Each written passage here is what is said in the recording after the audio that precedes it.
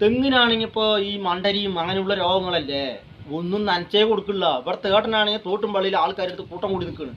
ആ നേരം അവിടെ ഉമ്മർത്തൊരു ഓസ് ഉണ്ട്, ആ ഓസ് എടുത്തിട്ട് വെള്ളം നനച്ചാൽ മതി. നനവില്ലെങ്കിൽ തെങ്ങിനൊന്നും കായ്ഫലം കിട്ടില്ല. ഇത് കഴിഞ്ഞു വിട്ടോളൂ ട്ടാ. ഓ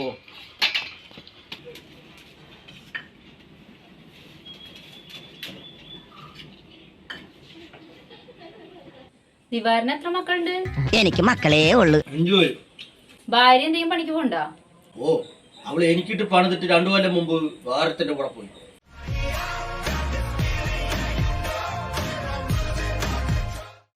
പിള്ളേർ 5ഉം പെങ്ങളുടെ കൂടെയാണ്.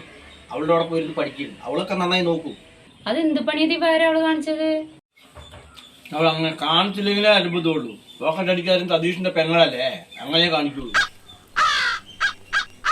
സ്വന്തം അപ്പന് പന്നിപ്പടക്കുറിഞ്ഞിട്ടേ കൊന്ന കേസിൽ പ്രതിയാണ് അവളുടെ ആങ്ങള സതീഷ്.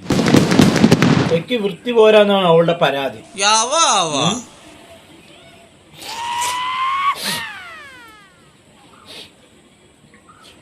മക്കളൊക്കെ എത്രയിലാ പഠിക്കണേ? ഓ ഒരുത്ത 5ലും ഒരുത്ത 4ലും, പിന്നെ ബാക്കി 3 അത്രയൊക്കെ പഠിക്കണ്ടേ. എനിക്കൊന്നും അറിയില്ല. ഗതികെട്ട പിള്ളേരാണെന്ന്. 1 2 3 4 5 ആ ഉള്ളേനെ കൊണ്ട് പോവാം. പറഞ്ഞാല് കേൾക്കില്ല. അങ്ങോട്ട് വിളിച്ചാ അങ്ങോട്ട് പോവുക. ഭക്ഷണത്തിനൊക്കെ എന്താ ചെയ്യാ? ഏറ്റവും രാവിലെ ഏതായാലും വീട്ടിൽ പോയാൽ രാവിലെ കഞ്ഞി കിട്ടും. ഉച്ചയാകുമ്പോഴും അതിനും വീട്ടിൽ കഞ്ഞി കിട്ടും. ഒരു ദിവസം 700 ഉറുപ്പിക്ക് പണിയും. പിന്നെ കള്ളു കുടിക്കാൻ ഒരു 600 ഉറുപ്പിയാവും. ഷാപ്പിൽ പോകുമ്പോൾ പഴയ ബാലൻസും കൊടുക്കാണ്ടാവും.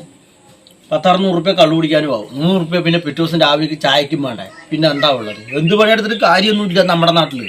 ഒരു മാസം തട്ടി മുട്ടി ജീവിച്ചു പോണെങ്കിൽ തന്നെ ഒരു 1.5 കോടി രൂപ വേണം. ഇനി ഇങ്ങനെ ഒറ്റത്തടിയായിട്ട് ജീവിച്ചാ മതിയാ? ലോട്ടറി വെക്കണ ഭക്ഷണം ചേച്ചില്ലേ, ഭക്ഷണം ചേച്ചിന്റെ മകൾ ഇല്ല. അവള് എന്നെ കാണുമ്പോ വെറുതെ സ്ലൈറ്റ് അടയ്ക്കും. സ്ലൈറ്റ് ഉടക്കേ?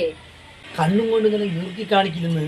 അതിനെ കണ്ട നേരം കൽവിനുള്ളിൽ അവരുടെ വീട്ടുകാർക്കൊക്കെ സമ്മതാണോ?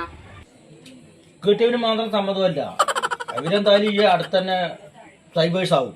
ലൈവേഴ്സ് അല്ല ഡൈവേഴ്സ്. അത് കഴിഞ്ഞിട്ടാണ് ഞങ്ങളെന്തായാലും നോക്കുന്നത്. പണ്ട് ഇഞ്ചി കണ്ടത്ത് കൂത്തം മറിഞ്ഞ് കളിക്കുമ്പോൾ അപ്പൊ തുടങ്ങി ആ പെണ്ണിന്റെ മനസ്സിലുണ്ടത്ര എങ്ങനെ ഇതുവരെ പറഞ്ഞില്ല. ഈ അടയ്ക്ക് എന്നെ കണ്ടപ്പോഴാണ് പറഞ്ഞതേ. എനിക്കും അങ്ങോട്ട് മനസ്സിലേക്ക് അത് തട്ടി. എന്തായാലും അടുത്തായിട്ട് ഉണ്ടാവും ഞങ്ങളുടെ കല്യാണം.